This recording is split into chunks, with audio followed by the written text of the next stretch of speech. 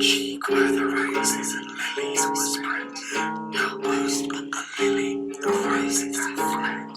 That cheek where the roses and lilies were spread, no boast but a lily, the roses have fled. That cheek where the roses and lilies were spread, no boast but a lily, the roses have fled.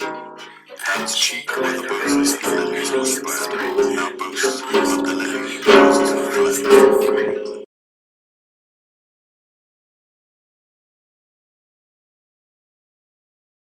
I didn't know at this point that echoes of this nightmare would resurface after I opened my eyes. I often ask why it is that every other dream I've had slipped away from my mind so silently and so discreetly, yet this one insisted on charging against the seams of reality until the thread had snapped and it all flooded through. A crowd of days proceeded before another stirring encounter. The nightmare had yet to repeat itself. In fact, the night before I don't think that I had dreamt of anything at all. It was a Saturday. I was sitting by my window, reading. A fleeting motion in the garden asphyxiated my eye, and I turned and got up to my feet to open the window without any conscious intention to, as if I was in the throes of some incredibly lackluster demonic possession. Down below it stood. It should have chilled me, I believe. It would have been reasonable to be afraid, but I was thrilled. Tangible proof of the extraordinary was in my grasp.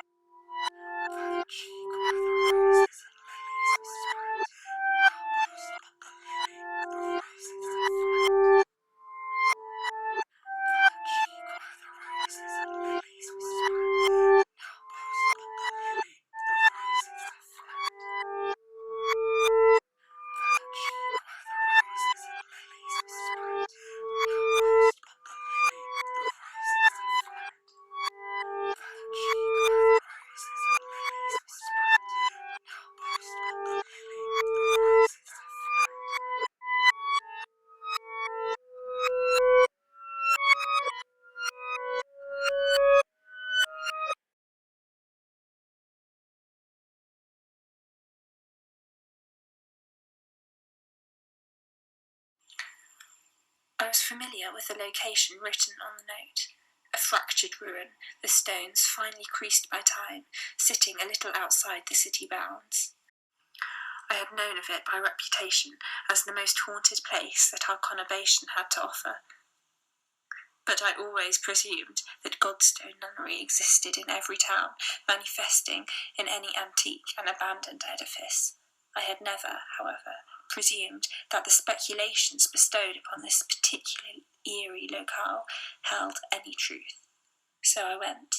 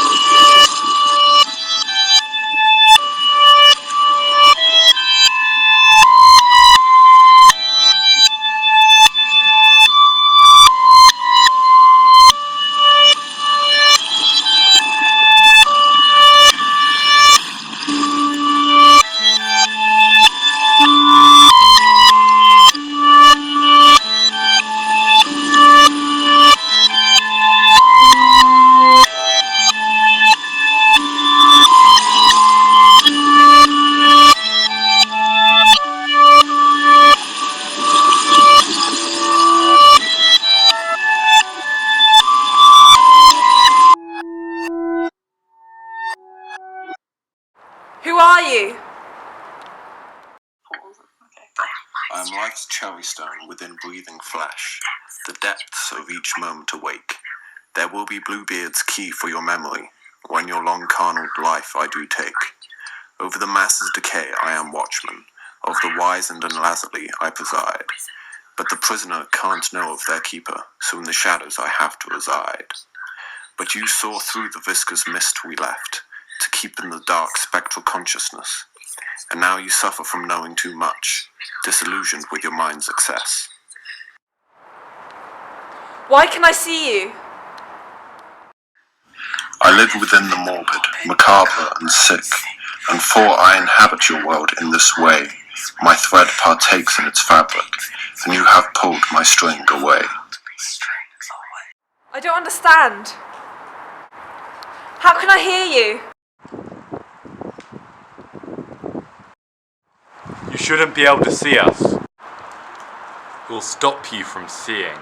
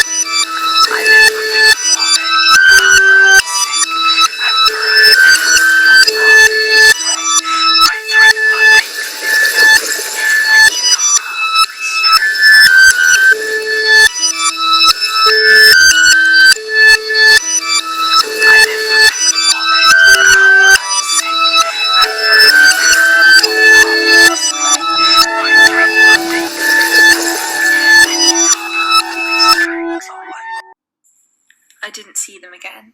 I remember very little of what I saw. To be honest, I prefer not to dwell on what happened, because whenever I picture its face, I feel like a weight is placed on my chest and it aches. A few days after the events, which I've narrated to you, took place, I remembered where the lines written on the wall were from.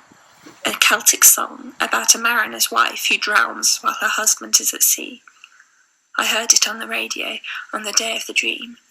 It struck me, perhaps in a rather cliched way, that life is relative to the bloom of a flower, fleeting, ephemeral, decaying, then gone, or perhaps not forever, as the events of this tale has led me to suspect.